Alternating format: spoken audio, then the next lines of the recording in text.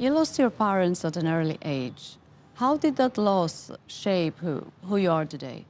You know, it was very tough, and losing my mother, especially at such a young age, was very, very difficult. And I really admire my father for how he raised my brother, Anthony, and I. And, you know, as a single father doing that, I felt he did an exceptional job and really taught me so much about, you know, parenting. It obviously caused me to grow up rather quickly. And, you know, I miss her every single day, just like I miss my father, who was just such an inspiration. Both my parents. My mother was a special education teacher. I followed in her footsteps doing that as well, working with children with learning differences and special needs. And then my father just, you know, really encouraged me, you know, to go to law school and to fight for everything that I wanted to do.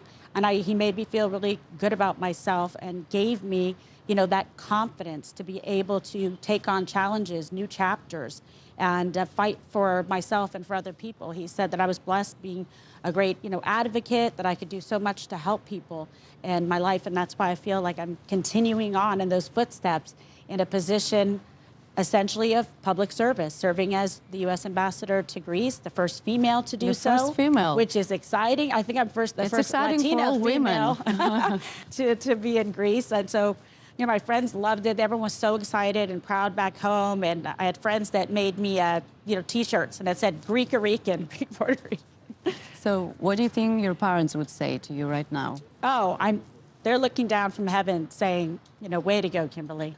And I know they would be incredibly proud of me. I think they would not be surprised, put it that way. And what's your message to all the women trying to make their dreams come true? Because as you said, you're the first female ambassador of the U.S. in Athens. Yes, it's super exciting. If I can do it, anybody can. I really do believe that. If you believe in yourself, you work hard, you put in the time, you put in the effort, the sky is the limit. And I really believe that. I really encourage women to just fight for what they believe in, to get involved, to try new chapters. Don't be afraid to take a risk, to believe in yourself, to learn something new, try something new, do a different job. So many people come to me for mentoring, and they're like, well, I'm not really happy in the job or the position I'm in right now. Okay, what do you like to do? And I really believe that if you know, do something that you enjoy, you will excel at it. And I just want people to believe in themselves, whether it's women or men. I want to be inspiring across the board. You know, I love human beings. I love people. I love working with, you know, families and children. And I love it when I have, you know, kids, whether it's boys or girls, come up to me and say that I inspired them. I mean, that's, you know, a life that's worth living. And your son is here with you in Greece. He is, Ronan. Yeah, he's adorable. He's just the light of my life. He's 19 years old, and I got to bring him here. He's never been to Greece before. He absolutely loves it. He loves the food, loves the people. He's like, this is amazing. So now I don't know if he's going to want to go home to Florida. Well, I totally understand. We have a common background, law and media. And of course, I also raised a son. So I can totally understand what you're saying. And it's possible, is the point. It's possible to be a single mother and work hard and be a good mother, right? Which is the most important job you can have, is how you inspire and support your children to believe in themselves and to work hard and instill those good, you know, ethics and morals in them, to develop good character. And I've always said that to my son. I said, I don't expect you to get straight A's in school, but I do expect you to treat everybody really well, be nice, be loving, be kind and empathetic. And he is. I would always be so happy at back to school or parent-teacher conferences, because that's the compliment I would get from the teachers. So. And you mentioned that in your book also. Yes. Ambassador, you said, and I quote, divorce can be pleasant. What do you mean by that? Meaning you can get a divorce. If something doesn't work out, you can still love each other, support each other, have a great relationship. Just because you're divorced doesn't mean that you shouldn't have, you know, a future and a great relationship going forward, especially when you're raising kids. You owe it to your children. Don't make it about you. It's about them. And you do have a great relationship. Yes, I have a great relationship with Governor Newsom, with Gavin, my first husband that you saw on the tape, a phenomenal relationship, you know, with Eric Valenci, who is the father of my son, Ronan.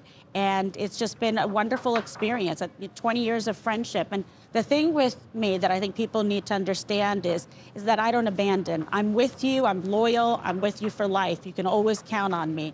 And I pride myself on that, because that's makes me feel good when I go to bed at night and I wake up in the morning. It's about what have I done to help somebody else or extend that relationship and be that type of person that my parents would be proud of. How is Kimberly Guilfoyle when the cameras are off? I would say the same. You know, I'm a very happy person. I'm full of energy, very passionate. I think I've had an incredible experience with U.S. Embassy here. What a talented group of people. I'm from the State Department, like super smart, hardworking, just amazing. And I'll tell you something, I was impressed because they kept up with me because I go Trump style, you know, all day long. So it's been a really beautiful experience. And in fact, I knew it was going to be great, but it's even exceeded my expectations, which is pretty remarkable. If you could send one message directly to the Greek people, what would that be? I love you and thank you for welcoming me.